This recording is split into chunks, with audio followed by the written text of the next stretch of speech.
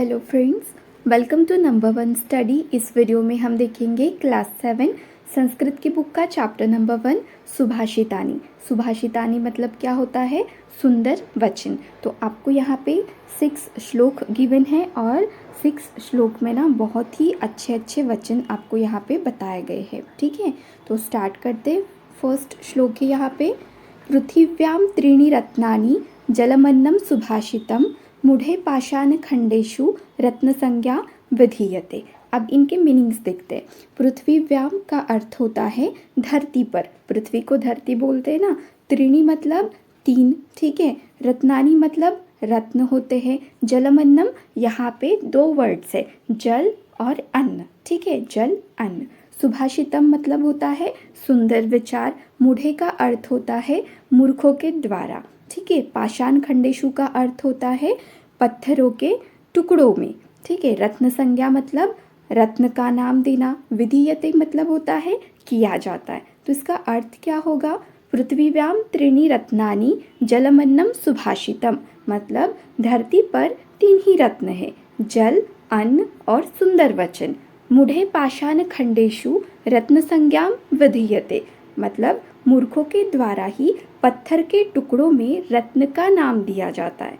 अर्थात इस श्लोक में क्या बताया कि पृथ्वी पर वास्तविक रत्न तो जल, अन्न और सुंदर वचन ही है। जल और अन्न से मनुष्य का जीवन चलता है और सुंदर विचार से भी क्या होता है? मनुष्य का जीवन भी सुंदर बन जाता है। हीरे मोती ये सब तो क्या है? पत्थर के टुकड़े हैं। इनसे किसी का जीवन सुंदर नहीं बनता और इन पत्थरों के टुकड़ों को जो लोग रत्न का नाम देते हैं ना, वे लोग तो मूर्ख होते हैं, ठीक है। अब देखते हैं सेकंड श्लोक। सत्येन धार्यते पृथ्वी सत्येन तपते रविः सत्येन वाति वायुश्च सर्वं सत्ये प्रतिष्ठितम्। अब इनके मीनिंग्स देख लेते हैं। धार्यते का अर्थ क्या होता है? धारण किया जाता है। पृथ्वी का अर्थ फिर से धरती। सत्येन मतलब सत्य होगा, ठीक है। तपते का अर्थ होता है जलता है, मतलब प्रकाशित होता है। रवि, रवि मतलब सूर्य। वाति का अर्थ होता है बहता है या फिर बहती है। वायुश्च का अर्थ होता है वायु भी, च लगा है तो भी आएगा, ठीक है। सर्वम मतलब सब कुछ, ठीक है, सत्य। और प्रतिष्ठितम का अर्थ होता है स्थित है, मतलब सत्येन धार्यते पृथ्वी सत्येन तपते रविः। इसका अर्थ क्या होगा?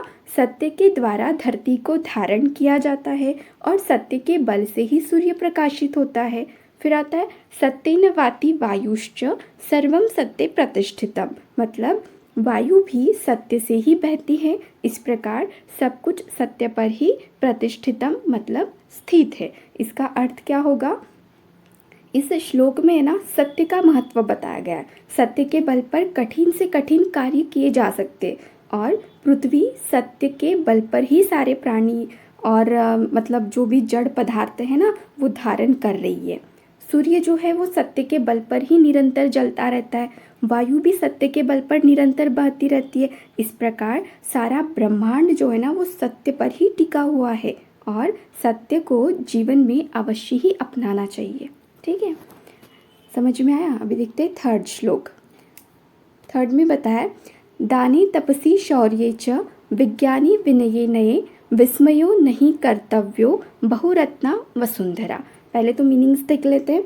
दाने का अर्थ होता है दान में, ठीक है। तपसी का अर्थ होता है तप में। शौर्य का अर्थ होता है बल में। विज्ञानी का अर्थ क्या होगा? विज्ञान में, विशेष ज्ञान में। विनय का अर्थ होता है विनम्रता में और नये का अर्थ होता है नीति में। समझ में आया? दाने मतलब दान में, तपसी तप में। शौर्य का अर्थ होता है बल में। विज्ञानी में मतलब क्या? विशेष ज्ञान में। विनय विनम्रता में और नये का अर्थ होता है नीति में। विस्मयों का अर्थ होता है आश्चर्य नहीं, ठीक है। विस्मयो नहीं तो आश्चर्य नहीं करना चाहिए, अहंकार नहीं करना चाहिए। कर्तव्यों का अर्थ होता है करना चाहिए। विस्मयो नहीं कर्तव्यो मतलब आश्चर्य नहीं करना चाहिए। बहुरत्ना वसुंधरा, बहुरत्ना मतलब क्या? बहुरत्नों वाली। वसुंधरा का अर्थ फिर से क्या होता है? धरती। तो अभी इनके मीनिंग्स तो देख लिए, अभी देखते हैं इसका अर्थ क्या होता है। दाने तपसी शौर्ये च विज्ञानी विनये नये मतलब दान, तप, बल, विशेष ज्ञान, विनयशीलता और नीति। मतलब ये कैसे है, बहुत बड़े बड़े गुण हैं नहीं क्या। तो किसी को बहुत अधिक बड़ा चढ़ा देखकर अगर ऐसा किसी के पास है, ठीक है, तो हमें आश्चर्य नहीं करना चाहिए। क्यों? क्योंकि देखो बहुरत्ना वसुंधरा, मतलब क्योंकि यह धरती बहुत रत्नों वाली है, बहुत सारे रत्न हैं धरती पर। मतलब इसमें क्या बताया इस श्लोक में कि इस धरती पर एक से बढ़कर एक दानी है, तपस्वी है, बलवान, ज्ञानी, विनयशील, नीतिवान लोग मिल जाते। तो इनको देखकर साधारण मनुष्य को कोई आश्चर्य नहीं होना चाहिए, क्योंकि यह धरती अनेक प्रकार के रत्नों से भरी पड़ी है। दानी, तपस्वी, ये सभी क्या है, इन सभी को रत्न ही समझना चाहिए।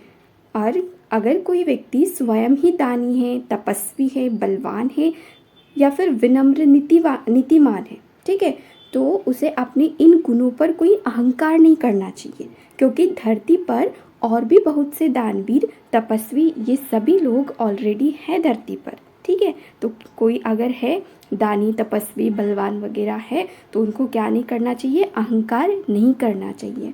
अब देखते हैं नेक्स्ट श्लोक 4 नंबर का।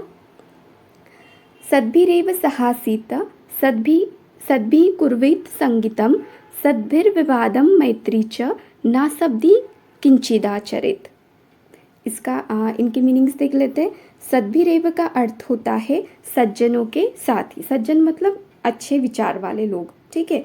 सहासित का अर्थ क्या होगा, साथ बैठना चाहिए। सद्भि ही फिर से सज्जन। कुर्वित का अर्थ करना चाहिए, क्या करना चाहिए, संगीतम मतलब संगति को, ठीक है। फिर आता है सद्भिर विवादम, मतलब सज्जनों के साथ झगड़ा, विवाद, झगड़ा मतलब तर्क वितर्क करना चाहिए, ठीक है। मैत्री च नासब्दी किंचिदाचरेत, मैत्री तो पता है, ठीक है, मित्रता। नासब्दी का अर्थ होता है असज्जन, सज्जन का अपोजिट, ठीक है। असज्जनों के साथ नहीं करना चाहिए, दुष्टों के साथ नहीं करना चाहिए। क्या नहीं करना चाहिए, किंचिदाचरेत मतलब कुछ भी, किसी भी प्रकार का। आचरित, ठीक है, कदाचरित, तो आचरित का अर्थ होता है आचरण या फिर व्यवहार नहीं करना चाहिए। किनके साथ, नासब्दी मतलब असज्जनों के साथ।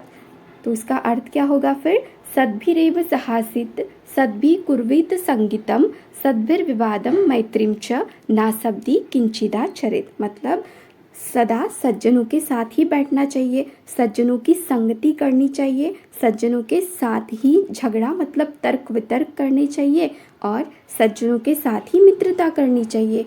और जो असज्जन लोग होते हैं ना, दुष्ट लोग होते हैं, उनके साथ किसी भी प्रकार का व्यवहार नहीं करना चाहिए। अर्थात एक अच्छा आदर्श व्यक्ति बनने के लिए यह आवश्यक है कि वह सदा सज्जनों के साथ ही अपना हर तरह का व्यवहार करे। उठना, बैठना, खाना, पीना, हंसना, बोलना, खेलना, झगड़ना, दोस्ती, दुश्मनी, सभी प्रकार की संगति जो है सज्जनों के साथ ही करनी चाहिए। दुष्टों के साथ किसी प्रकार का व्यवहार नहीं करना चाहिए, उनकी संगति से सदा दूरी बना के रखना है, दूर ही रहना है, ठीक है, दुष्ट लोगों से। ये बताया इस 4 नंबर के श्लोक में। अब देखते हैं 5th, 2 बचे अभी। धनधान्य प्रयोगेषु विद्यायाः संग्रहेषु च आहारे व्यवहारे च त्यक्तलज्जः सुखी भवेत्। इनके मीनिंग्स देखते हैं अभी। धन धान्य प्रयोगेषु मतलब क्या होगा, धन धान्य के प्रयोग में, व्यवहार में। विद्या का अर्थ होता है विद्या के या फिर ज्ञान के। संग्रहेषु मतलब क्या होगा, इकट्ठा करना, है ना। आहारे व्यवहारे च, आहारे व्यवहारे क्या होता है, आहार व्यवहार में, ठीक है। त्यक्तलज्ज का अर्थ होता है संकोच, संकोच को छोड़ने वाला। सुखी भवेत मतलब वो सुखी रहता है। मतलब क्या हुआ इसका, धन धान्य प्रयोगेषु विद्यायाः संग्रहेषु च आहारे व्यवहारे च त्यक्तलज्जः सुखी भवेत, मतलब धन धान्य के प्रयोग में, विद्या के अर्जन करने में मतलब विद्या लेने में, ठीक है, और आहार व्यवहार करने में संकोच को छोड़ने वाला सुखी रहता है। अर्थात जो मनुष्य धन संपत्ति के लेन देन में कभी संकोच नहीं करता, ज्ञान अर्जित करने में सदा उत्साहित रहता है और खाने पीने में या फिर दूसरे प्रकार के जो सामाजिक कार्य रहते हैं ना, उनमें अगर डर भय छोड़कर व्यवहार करता है तो वो सदा सुखी रहता है। जो मनुष्य ऐसा व्यवहार नहीं करते उन्हें बाद में पछताना पड़ता है। ठीक है, तो ये सभी जो है ना, मतलब संकोच करना छोड़ देना है। ठीक है, कितने सुंदर विचार है नहीं क्या। अब देखते हैं लास्ट श्लोक। क्षमा वशी कृतिर्लोके क्षमया किम न साध्यते शांति खड्गः करे यस्य किम करिष्यति दुर्जनः। अब इनके मीनिंग्स देख लेते हैं। क्षमा वशी कृतिर्लोके, इसका मीनिंग क्या होगा? संसार में क्षमा मतलब सबसे बड़ा वशीकरण है। किसी को वश में करना है, क्षमा करना है। ठीक है, क्षमया का अर्थ फिर से क्या होगा?